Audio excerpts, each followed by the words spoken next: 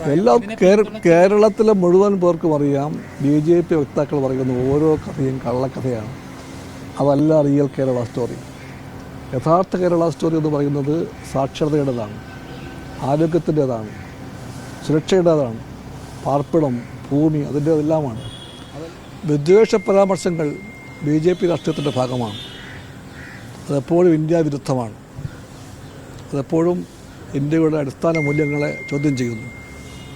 അതിന് മതേതരത്വവും ജനാധിപത്യവും സോഷ്യലിസവുമെല്ലാം അന്യമതങ്ങളാണ്. പക്ഷേ ഇന്ത്യക്ക് അതെല്ലാം പ്രിയപ്പെട്ടവയാണ്. അതുകൊണ്ട് ഭരണഘടനയ്ക്കും ഈ നാടിനും ജനതയ്ക്കും പ്രിയപ്പെട്ട അടിസ്ഥാന മൂല്യങ്ങളെ തൊട്ടുകളിക്കാൻ ആരും ശ്രമിക്കേണ്ടതില്ല. ആ ശ്രമങ്ങളെ രാജ്യം ചെറുക്കും. ഈ ലവ് ജിഹാദ് ഉണ്ട് എന്ന് ആദ്യം പറഞ്ഞത് VS അച്യുതാനന്ദനാണെന്നാണ് സുധാംശു ത്രിവേദി ഇന്നലെ പറഞ്ഞത്. അത്തരത്തിൽ കേരളത്തിൽ ലവ് ജിഹാദ് ഉണ്ട്, കേരളത്തിൽ ഇസ്ലാം വിഭാഗം വലിയ തരത്തിൽ മറ്റു മതങ്ങളെ ഭയപ്പെടുന്നു, മതപരിവർത്തനം ശ്രമിക്കും, അങ്ങനെയൊക്കെ ഒരുപാട് പരാമർശങ്ങൾ അതിനകത്ത് ഉൾപ്പെട്ടിട്ടുണ്ട്. സുധാംശു BJPയുടെ വക്താവാണ്. അദ്ദേഹത്തെ എനിക്ക് ചെറിയ പരിചയമുണ്ട്. അദ്ദേഹത്തിൻ്റെ രാഷ്ട്രീയത്തിൻ്റെ സ്വഭാവം അതാണ്.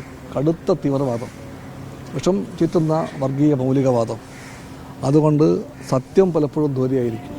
മലപ്പുറത്തിനെതിരെയാണ് അദ്ദേഹം പറഞ്ഞിരിക്കുന്നത്. മലപ്പുറം പരാമർശം എല്ലാം കേരളത്തിലെ മുഴുവൻ പേർക്കും അറിയാം. BJP വക്താക്കൾ പറയുന്ന ഓരോ കഥയും കള്ളക്കഥയാണ്. അതല്ല റിയൽ കേരള സ്റ്റോറി. യഥാർത്ഥ കേരള സ്റ്റോറി എന്ന് പറയുന്നത് സാക്ഷരതയുടേതാണ്, ആരോഗ്യത്തിൻ്റേതാണ്, സുരക്ഷയുടേതാണ്, പാർപ്പിടം, ഭൂമി അതിൻ്റേതെല്ലാമാണ്. അതെല്ലാം മൂടിവെക്കാൻ വേണ്ടി കള്ളക്കഥയുടെ ഫാക്ടറി ആയിട്ട് മാറുകയാണ് BJP. കള്ളക്കഥ കല്ല് വെച്ചാൽ പോലും ആൾക്കാർക്ക് ദഹിക്കാത്ത അത്രയും കടുത്ത നുണകൾ. ആ നുണകൾ കൊണ്ടാണ് BJP രാഷ്ട്രീയത്തിൻ്റെ കോട്ട കെട്ടിപ്പടുക്കുന്നത്.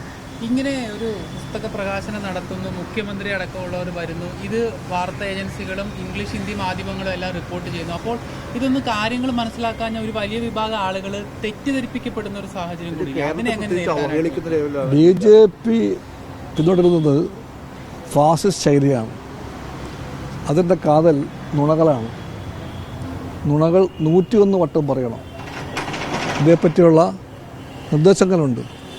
അത് ഗീബൽസിൻ്റേതാണ്. ഗീബൽസും ഹിറ്റ്ലറും ഗോറിങ്ങുമെല്ലാമാണ് BJPയുടെ ആചാര്യന്മാർ. അവരാണ് RSSൻ്റെ സ്ഥാപകന്മാർക്ക് വഴി കാണിച്ചവർ. അവർ പറയുകയാണ്, ശക്തിയായി പറയണം. സ്വന്തം വിശ്വാസങ്ങളെ അടിച്ചേൽപ്പിക്കാൻ വേണ്ടി അവ അസത്യമാണെന്ന് അറിഞ്ഞുകൊണ്ട് തന്നെ വീണ്ടും വീണ്ടും പറയണം. പറയുമ്പോൾ മുഖത്തോ ഭാഷയിലോ ചാഞ്ചല്യം ഉണ്ടാകാൻ പാടില്ല. ഈ തന്ത്രമാണ് ഗീബൽസും ഗോറിങ്ങും ഹിറ്റ്ലറും അവരെ പഠിപ്പിച്ചത്. ആ പാഠങ്ങൾ BJP ഫലപ്രദമായി പരിപാലിക്കാൻ ശ്രമിക്കുന്നു. അത്രയേ ഉള്ളൂ.